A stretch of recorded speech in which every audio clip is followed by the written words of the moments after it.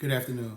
Welcome to episode 14 of the Blunt Talk Sports Podcast. I'm your host, Anthony Wright, coming to you from the cloudy confines of Atlantic City, New Jersey, and thankful as always that you may be joining me on this lovely afternoon. Wherever you may be, I thank you as always for listening and watching. As always, like, share, and subscribe. It helps the channel. And today I just wanted to go over some NFL notes in this episode, go over some post-draft notes. I want to discuss Canelo Alvarez and the De La Hoya mix-up. I don't know if any of y'all read about that. I want to touch on that. The multiple uses of Justin Fields. Yeah, we'll definitely be talking about that. Coach Prime and Shador versus the transfers. I don't know what's going on with that. I kind of touched up on that, and I want to bring some attention to my opinion on that with y'all. And obviously, just regular NFL news and notes. But hopping into it, first one, I'm going to touch up on some of this post-draft coverage that I wanted to get into. A couple of teams that I reviewed, I thought they were interesting. I have a subscription with The Athletic, so I definitely make sure that I stay up on a lot of these things. And a couple of the teams that I were reviewing yesterday, Chiefs, 49ers, Lions, Cowboys, Eagles, Rams, Dolphins, Jets, and Bears. Just quick notes, nothing really extensive, but just some quick notes that I thought were interesting coming for post-draft news and notes from the GMs and head coaches after the players had arrived at the facilities and they were able to, have them look at the game plan and, get a gauge on them and get a, sense of how things are. Starting off with the Jets, with wide receiver Malachi Corley from Western Kentucky. As you guys know, he was definitely highly touted coming out of the draft. From what the Jets coaches are saying, that he should be able to contribute as a slot or gadget type player early. No shock there. I think any receiver that they grabbed this year was going to be a guy they needed to contribute. I think we've all pretty much seen enough of Alan Lazard. I think if you're a Jets fan or if you're just a fan of football, that was one of the shittiest performances ever by a wide receiver who just got paid.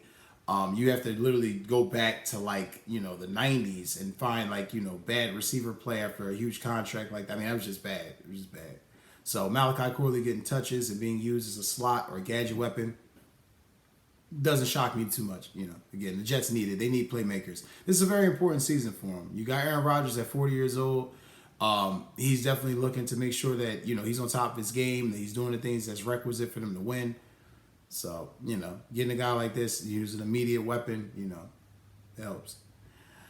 Going next into the Dolphins. The Dolphins were very interesting. I'm going to delve into this a little bit. They were very interesting during their press conference after the draft, when their post-draft, news conference. They spoke and said that none of their rookies will be starting. Now, I found that kind of interesting because, you draft these guys, you kind of know not every guy is going to play, but you kind of have an idea that at least one or two. Having said that, they said that the only guy that's probably going to see burn like that is Chop Robinson within the rotation, the defensive end out of Penn State. Not a shock that he was a first-round pick. This to me, and I always could be wrong, y'all. I always leave a little bit of room for gray area, but this to me seems like a team that's under wild pressure. I've told y'all before my opinions on Chris Greer and him choosing Tua and how I thought, obviously not taking Justin Herbert, that was a bad idea. But let's just, think about this, right? I'm not sure if this is really a great idea because they're rookies, they just kind of have a process for how they, educate their rookies on how they want the system to be ran. Or is this more or less a coaching staff that's like, no, we need as many veterans in there as possible? Because I can tell you now, just today, they signed Odell Beckham. Odell Beckham had, I think, 565 receiving yards for the Baltimore Ravens last year. So what are they telling you? They need a third receiver. Odell was, quasi second, basically the third in Baltimore a year ago. And, here's what I'll say to this. If they're grabbing Odell Beckham, a guy who's, coming off, the multiple knee injuries and, played last year but didn't have the breakout year as, he would have hoped, it screams desperation. It screams desperation. It doesn't scream to me, you got off Cedric Wilson a year ago. And I get it. Cedric Wilson's not Odell Beckham, but Odell's not even Odell anymore. So what is the logic in this move, maybe 4 years ago, that would have been a great trio, but hell, maybe 5 years ago it would have been a great trio, but I don't know. it seems like a team that's definitely under pressure, a team that's definitely trying to make moves to win now because the clock's ticking.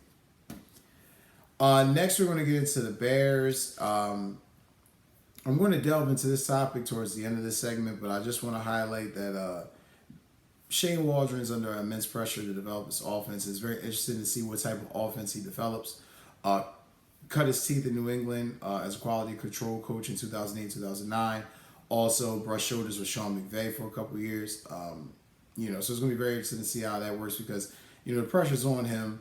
Caleb Williams being the number one pick, having, this guy, having this team, having the luck that they've had over the several years that, they've just been, snake bitten. Whether it's been Jay Cutler's nonchalantness, whether it's been the snafu of them drafting Mitchell Trubisky, just whatever it is. Like, they've had shit luck. Things haven't worked out for them. So Chicago is definitely looking for this to work, and they need this to hit right away. Contrary to popular belief, I know some Chicago Bears fans are probably thinking, they're going to win 12 games this year. I'm saying at best probably 7. You probably win 7 to 9 games. Not bad. Definitely an improvement from a year ago, or 2 years ago at least. Hell, but Shane Waldron and how that offense operates is going to be very key to, how the Bears and Caleb Williams' offense really looks. Shouldn't be too hard with Keenan Allen and DJ Moore there and Cole Kmet and DeAndre Swift, but we've been proven wrong before. Some offensive coordinators just clearly can't get it done, but it's a lot of pressure on Shane Waldron. Next was the Rams, having Jared Verse and Brendan Fisk combined again, reunited, and it feels so good. This could be big for the Rams, y'all. Kobe Turner, they're hoping is the Aaron Donald replacement. As I've told y'all in the 32 teams, the 13 days segment, he had 8 sacks a year ago. So he definitely was a producer for them. They still have Malcolm Kuntz. Having that D-line, they might have the start of something real promising there in Los Angeles. And if that defensive line can show up, it'll tremendously alleviate the pressure on those linebackers in the back end. And maybe it gives them a lot more time to draft a guy or take some chances getting a guy in free agency, but because they need it. Cornerback is going to be a need they still need to address. That being said, the Eagles, shout out Bird Game, Fly Eagles Fly. Quinyon Mitchell. There was a question if Quinyon Mitchell was presented to the coaches if Quinyon Mitchell would possibly start. Basically, from what I read, he or Cooper DeJean could basically start. More or less, they're looking at using Mitchell inside or outside. Could use him possibly to shadow some number one receivers, depending on where Slay and Bradbury match up and how the matchups align. Because we all know Vic Fangio tends to do different things with the matchups going against certain teams.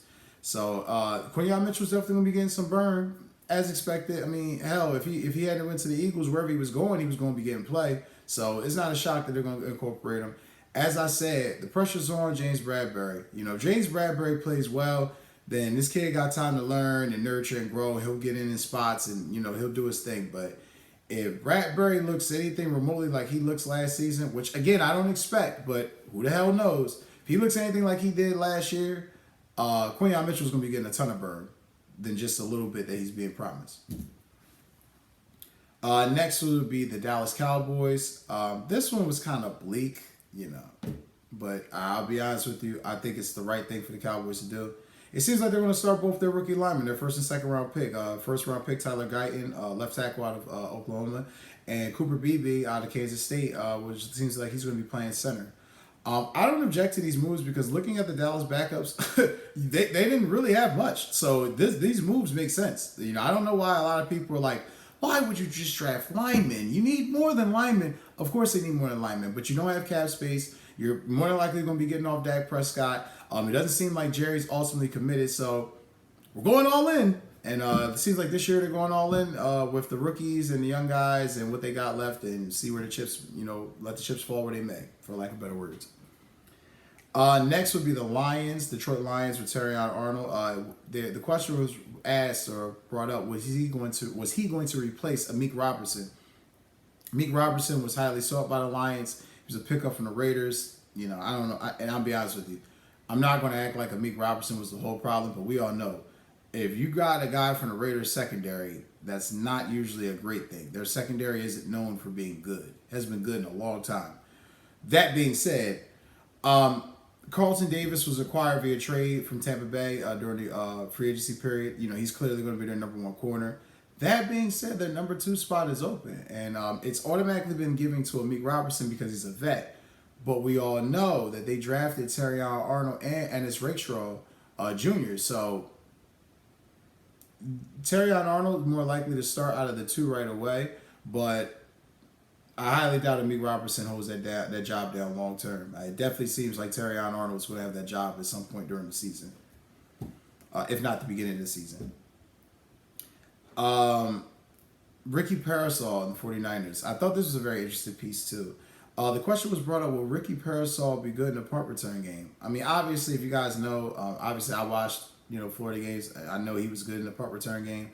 But they said offensively, the key is they're going to start him off in the slot because obviously they still got Deebo Samuel, they still got Brandon Ayuk, which I find hilarious because Deebo is not a great outside threat. He's more of an in the slot, between the tackles, old school football player, lateral, reverse type guy. So very interesting to see. But if there's anybody that can draw it up, be Kyle Shanahan. But he said he's going to have this guy Ricky Parasol more or less in the slot. The role, though, will change once Ayuk or Samuel are gone. That's the thing that they're trying to sell you that everything is all, cookies and bubbles and sunshine and rainbows. And, hey, we're off that. We're past that period. They want an offer that's going to wow them. When they get an offer that's going to wow them, they think they're going to get that. They're going to go through the song and dance throughout the year. I mean, I can tell y'all now, again, I've looked at the contract via overthecap.com. Debo's going to be going next year regardless.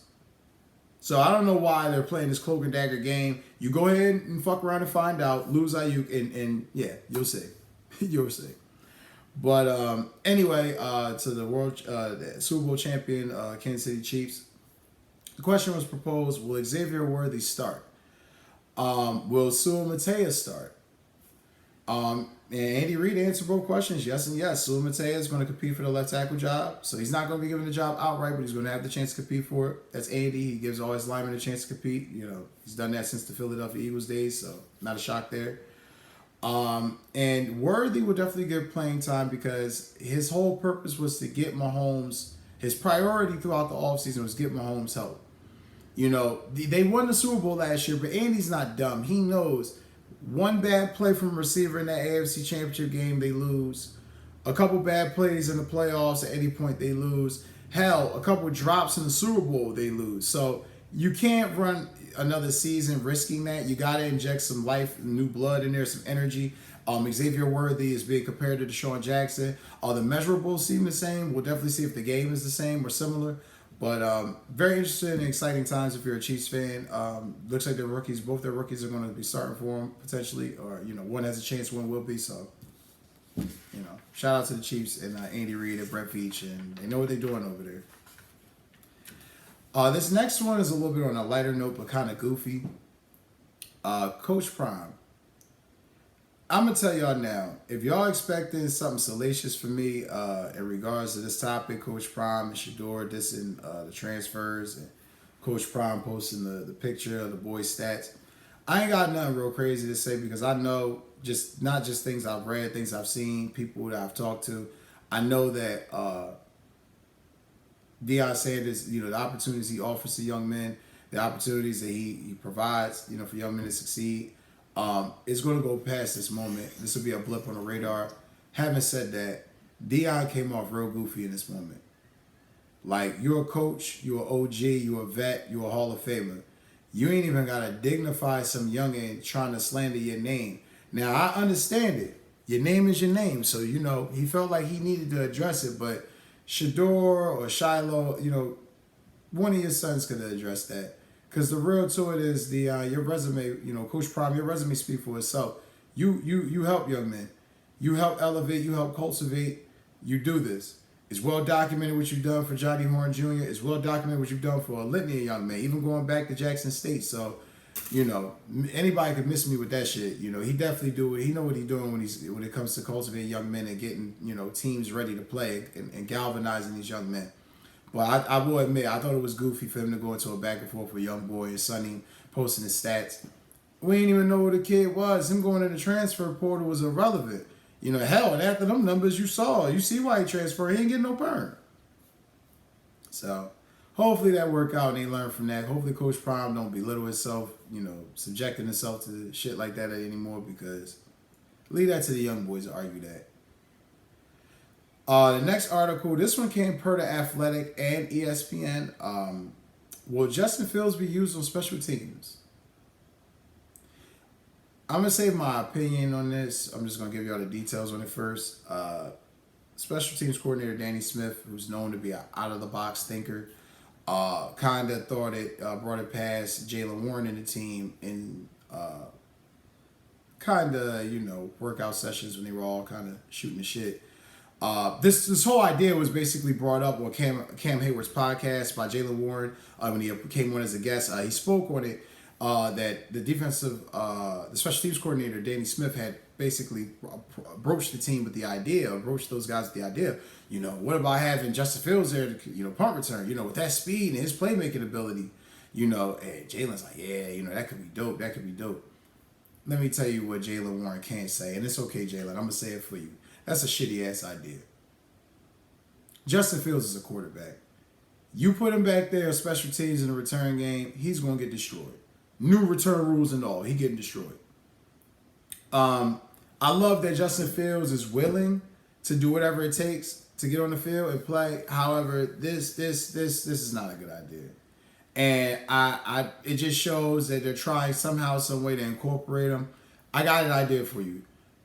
And this may sound cruel, Steelers fans, but bear with me. I think Russ has a chance to redeem himself this year.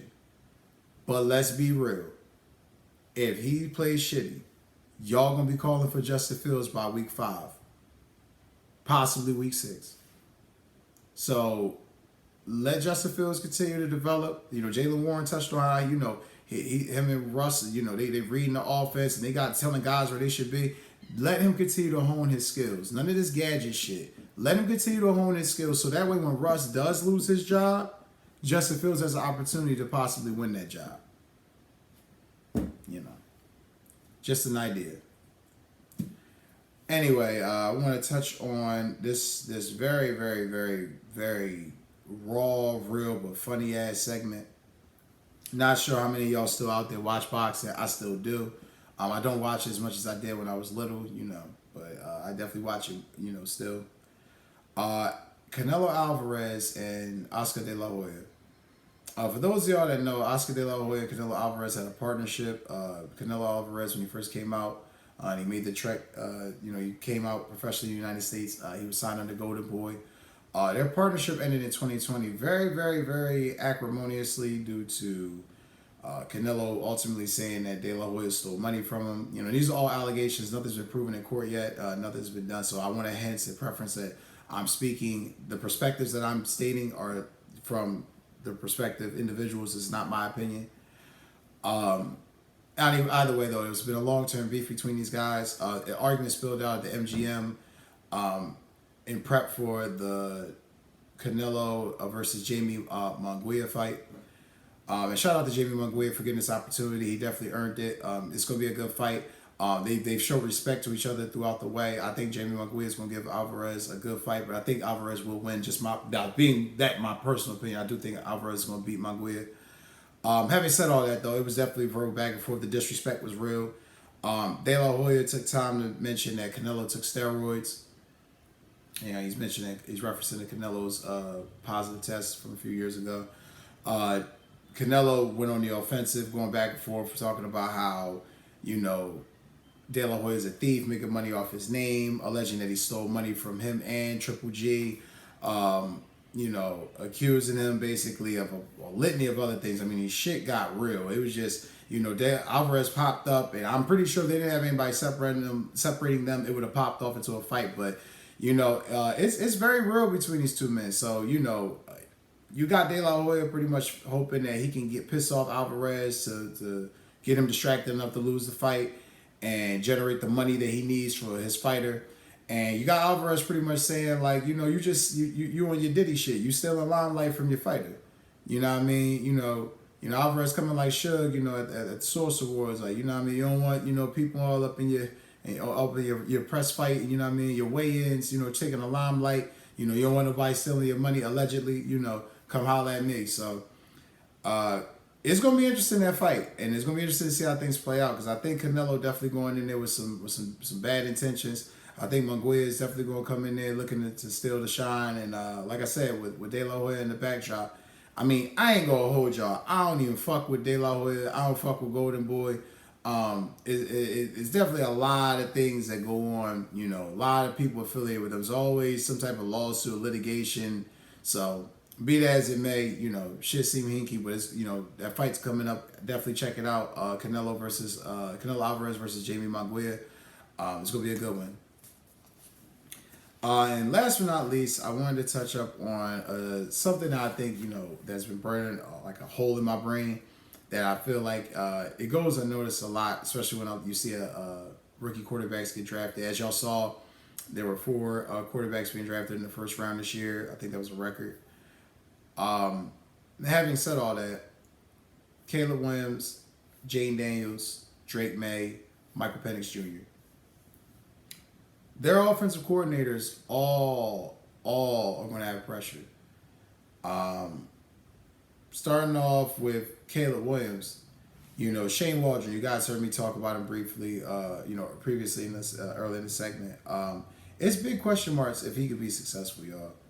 I mean, I've looked at his resume. I told you he cut his teeth in New England as a quality control coach from 2008 to 2009. Linked up with McVay in 2016, stayed there until 2020. Then became the Seattle Seahawks offensive coordinator from 2001 to 2023. And while he was with the Rams, I want to preface that he was also the passing game coordinator and the quarterbacks coach.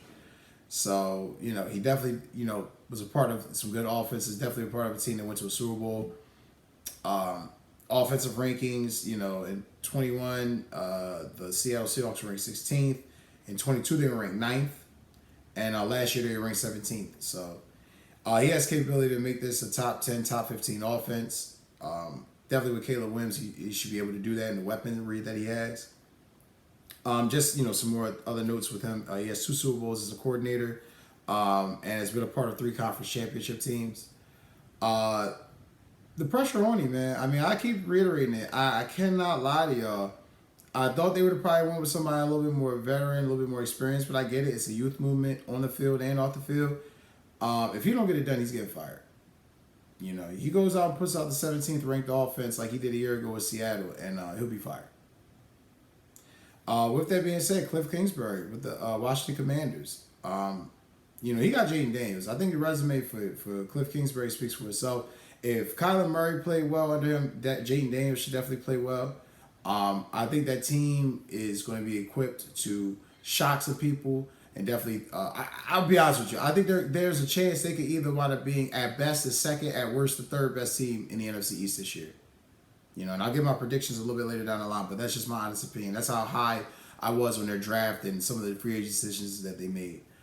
And Cliff Kingsbury, he's not great, but he does know offense. And when Kyler was healthy and that Cardinals team was rolling, he had them as, at one point, they were number 1 seed. So I know he knows offense. I know he knows what he's doing. And having Jane Daniels is going to make him look even better. But pressure's on him as well. And he's going to have to show and prove because, let's be honest, the reason he got fired is because his offense got stagnant and he really couldn't move the damn ball. Going even further, you have Drake May with the New England Patriots. And his offensive coordinator would be Alex Van Pelt. Everybody knows Alex Van Pelt was Browns offensive coordinator for 2020 to 2023.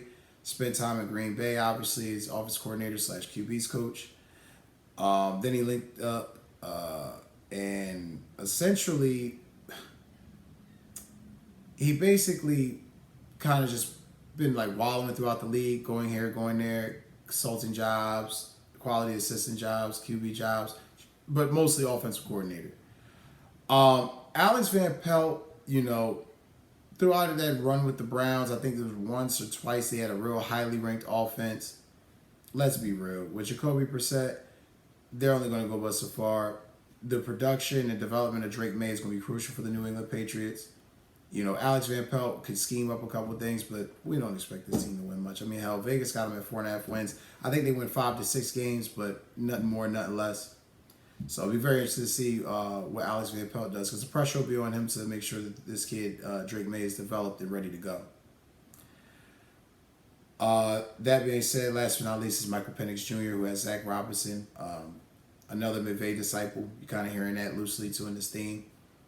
Another guy coming out of the Sean McVay tree, also coming from the coach from Cincinnati, drawing blank in my head, Zach Taylor. So he drew blank for a second. I apologize. But again, this guy coming out of that system, that offense should do well. You have Kirk Cousins. You also have Michael Penix. Who the hell knows the starting quarterback? But either way, that offense should flourish with that system and those two guys. So it'll be tremendous pressure. We're very quick, to point out the quarterbacks, and this guy should do this, and this guy was picked here. But a lot of times we don't do deep dives into who's actually coaching these guys. And all 4 of these coordinators are coming highly touted. I didn't put J.J. McCarthy on the list because he's got Kevin O'Connell as his head coach. We all know Kevin O'Connell has been kind of like a quarterback whisperer, especially after the job he did last year with Dobbs and Jaron Hall and Kirk Cousins. So I didn't even bother putting him on the list. But it's going to be very interesting to see what Waldron, Kingsbury, Van Pelt, and Robinson do with their quarterbacks, because the development of these young guys is going to be essential to them keeping their jobs and them progressing forward and potentially being head coaches. That is ultimately it for my NFL segments for today. I thank you guys so much. There will be another episode coming soon within the next day or two. Please continue to like, share, and subscribe. As I said, it continues to help the channel. You guys have been great and tremendous. I love you guys. Thank you. And have a great day.